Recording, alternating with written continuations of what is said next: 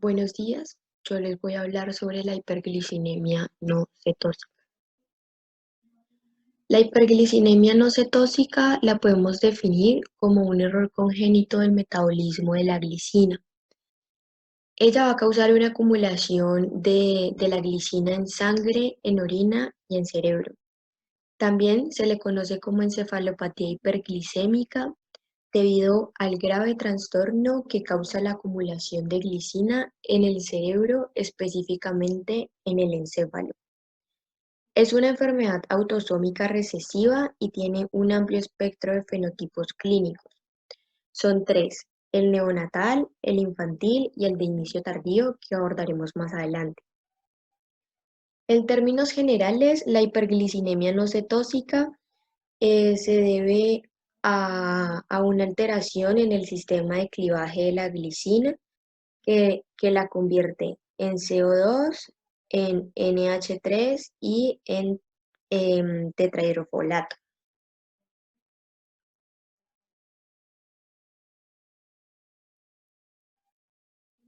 Para entender un poco mejor, debemos tener en cuenta que la glicina es el aminoácido más sencillo y abundante.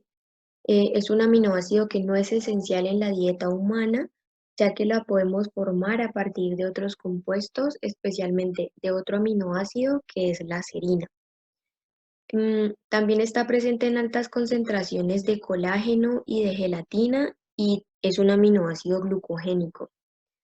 Este aminoácido se utiliza en varias reacciones de conjugación em, que son útiles para el proceso de detoxificación. Su característica más importante es que en el sistema nervioso central es uno de los tres neurotransmisores más abundantes junto con el glutamato y el GABA. Debemos tener en cuenta que en la médula espinal este aminoácido va a tener un papel inhibitorio, mientras que en la corteza cerebral y en otras regiones del cerebro anterior va a cumplir una función excitatoria. Para entender la causa de la enfermedad de la hiperglicemia no cetósica es importante conocer el metabolismo de la glicina. Como ya les había dicho anteriormente, la glicina se va a formar a partir de la serina y esta reacción va a ser una reacción reversible. La glicina se degrada mediante un complejo enzimático mitocondrial que va a estar localizado en cerebro, riñón, hígado y placenta. Y está formado por cuatro proteínas: la proteína P, la proteína H, la T y la L. Todo este sistema se le denomina sistema de degradación de la glicina o GCS. En estas reacciones, lo importante es que se producen grupos metilo que se pueden ceder a otros compuestos, por lo que estas reacciones van a tener una gran importancia metabólica. Para entender un poco mejor el sistema de clivaje de la glicina, en primer lugar se va a liberar un grupo carboxilo de la glicina, que va a ser por acción de las proteínas P y de las H, con una producción de CO2 y participación de la piridoxina como catalizador. El segundo paso va a estar catalizado por la proteína T junto con el tetrahidrofolato y consiste en la liberación del grupo amino de la glicina como NH3 y transfiere al carbono alfa de la glicina al tetrahidrofolato, formando el 5,10-metil en tetrahidrofolato. Por último, la proteína L, que es un lipoamido deshidrogenasa, y el NAD reoxidan la forma titiol de la proteína H a la forma disulfito. La incidencia de la hiperglicemia no cetósica no se conoce su incidencia mundial ni su prevalencia. Sin embargo, es importante saber que la hiperglicemia no cetósica se encuentra dentro del listado de las enfermedades huérfanas de Colombia. Se conocen incidencias de algunos países y, por ejemplo, es catalogada como una entidad rara en Estados Unidos, ya que su incidencia es de 1 en 250.000 personas. Mientras que en Finlandia es relativamente alta, siendo su incidencia de 1 en 12.000 personas. En Columbia Británica y en Canadá es 1 en 63.000 personas con una tasa calculada de portadores de 1 en 125. En Colombia, según un estudio de análisis retrospectivo del diagnóstico bioquímico de aminoacidopatías durante los últimos 10 años, en el Instituto de Errores Innatos del Metabolismo de la Universidad Pontificia Javeriana de Bogotá, se obtuvo como resultado el diagnóstico alrededor de 30 pacientes, siendo la hiperglicinemia no cetóxica la entidad más frecuente con un 40%. Sin embargo, no se cuenta con datos sobre su incidencia.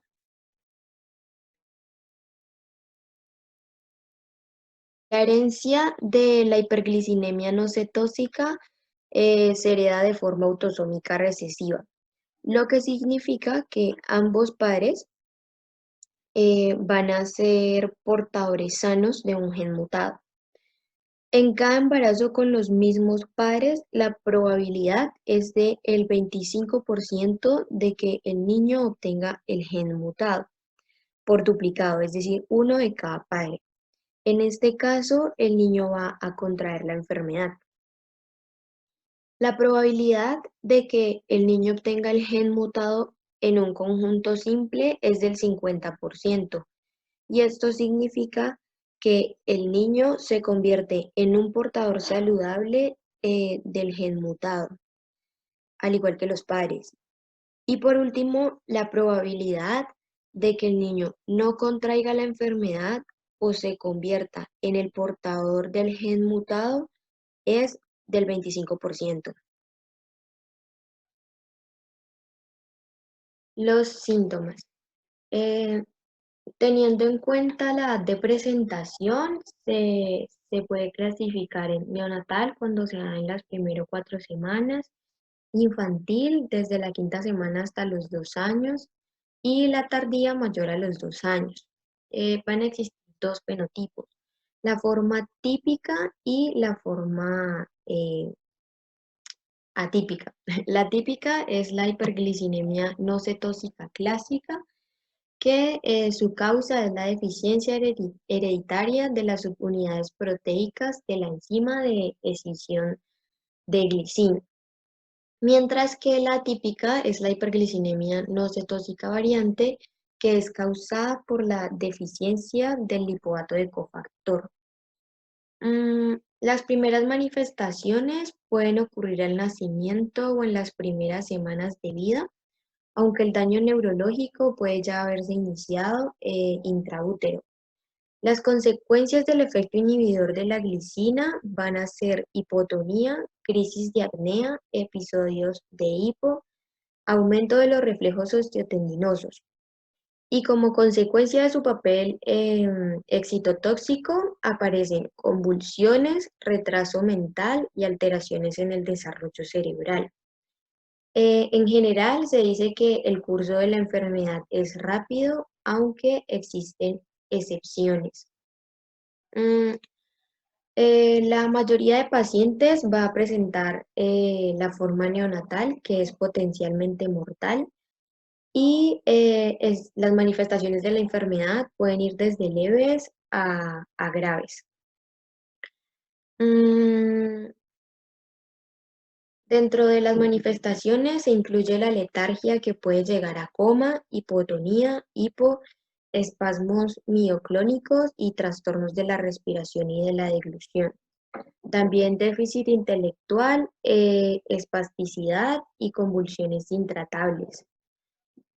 La depresión respiratoria puede requerir asistencia de ventilación en las 2 primeras semanas, seguidas de recuperación espontánea.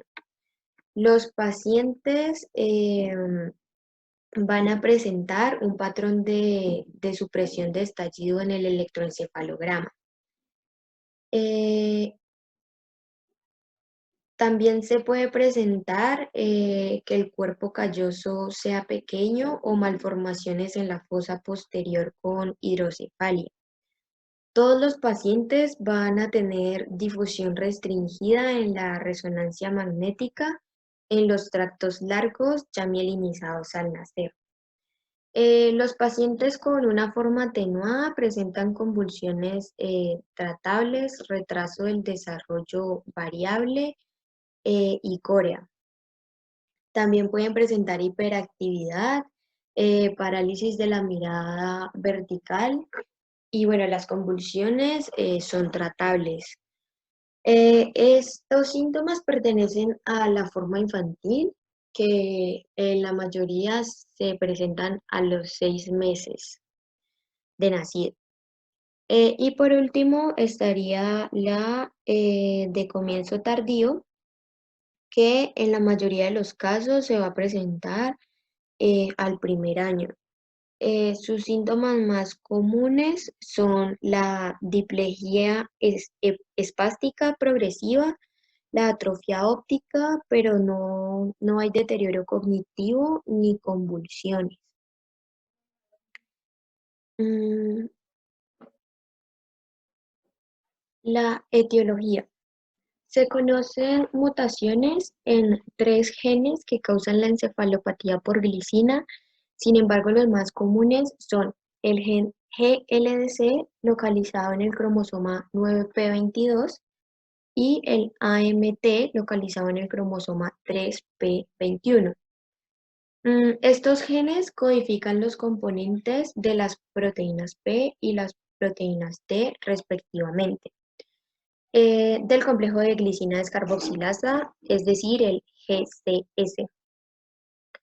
Eh, Aunque el gen GCSH, localizado en el cromosoma 16q23, que es el respectivo para la proteína H, también presenta mutaciones. El porcentaje de los casos que presentan mutación de esta proteína es muy pequeño.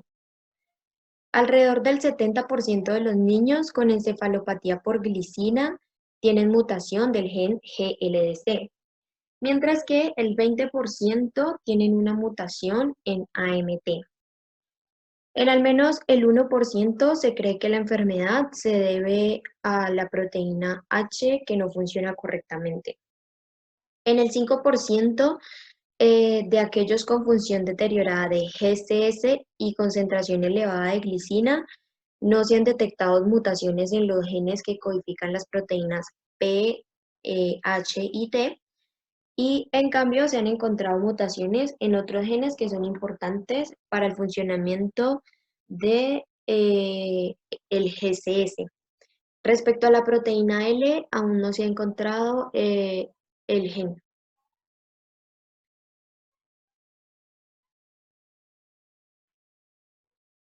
Diagnóstico.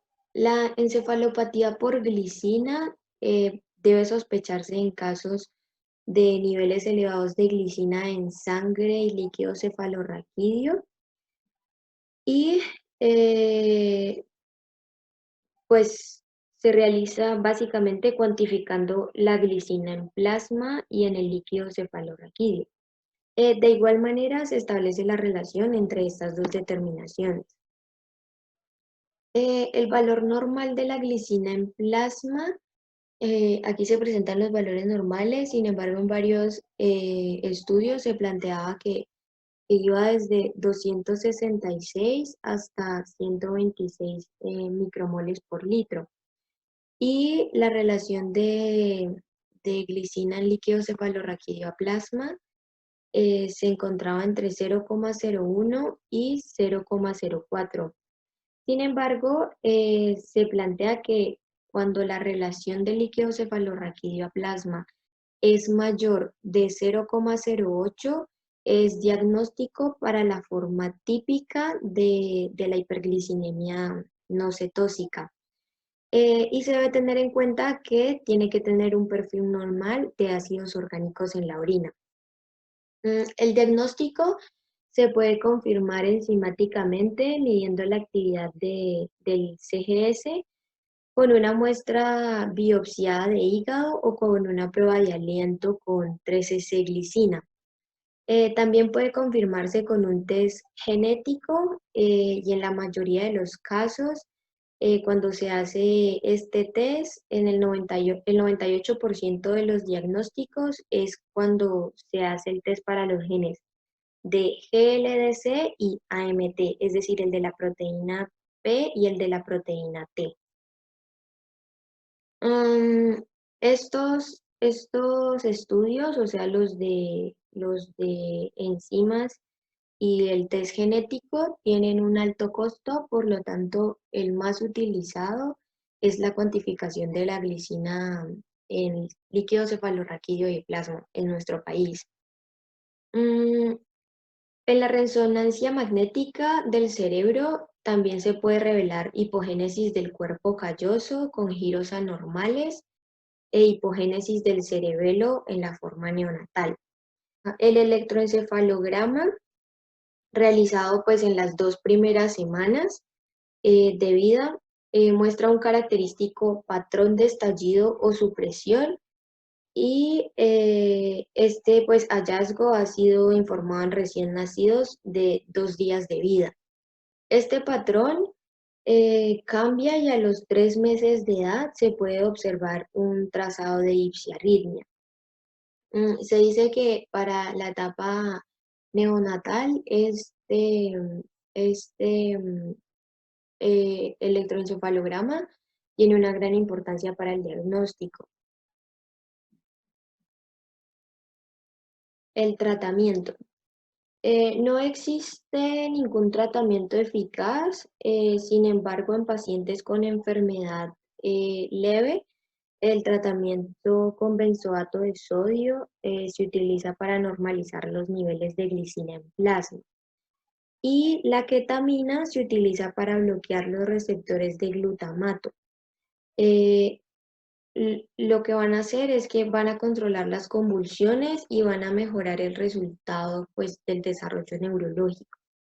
Cuando la enfermedad ya se encuentra eh, más avanzada o en pacientes graves, generalmente este tratamiento no tiene éxito. Sin embargo, la terapia con benzoato de sodio en altas dosis ayuda a controlar las convulsiones, pero no previene la discapacidad. También se utiliza la dieta cetogénica, que va a reducir los niveles de glicina en plasma, pero el impacto en el resultado es muy limitado. Mm, En un informe de gestión del año 2018 se encontraba una tabla con el top 10 de las nutriciones con mayor costo en el año 2017 y se encuentra el Anamix, que es un alimento dietético para el tratamiento dietético de la hiperglicemia no cetóxica en lactantes de 0 a 12 meses. Es importante saber que el costo por nutrición y por paciente es elevado. La hiperglicemia no cetóxica es una enfermedad que conlleva graves consecuencias y un diagnóstico precoz y el tratamiento sintomático puede mejorar el confort de estos pacientes. Respecto al pronóstico, pues depende de la gravedad de la enfermedad y la mayoría de pacientes con las formas neonatales o infantiles de la hiperglicemia no cetóxica tiene un desenlace grave. En la forma neonatal a veces se producen muertes tempranas por la apnea y en los pronósticos de los casos atípicos pues es variable. De hecho, para calcular la incidencia, en muchos estudios se planteaba que la incidencia era difícil de calcular porque muchas veces existen casos que tenían hiperglicemia no cetóxica, pero se mueren muy rápido, entonces no se alcanzan a hacer el diagnóstico. Gracias.